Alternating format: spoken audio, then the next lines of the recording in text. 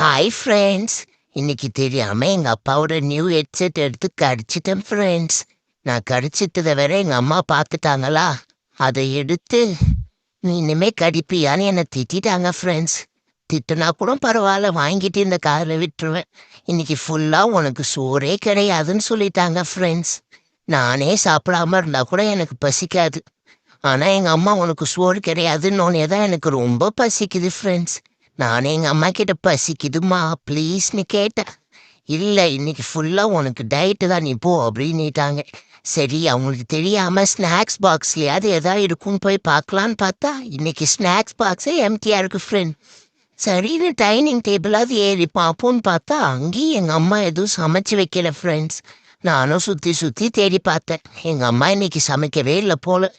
சரின்னு ஃப்ரூட்ஸ் டப்பாலையாவது பார்க்கலான்னு பார்த்தா இன்னைக்கு எனக்கு கிடைச்சது வாழைப்பழம் தான் போல.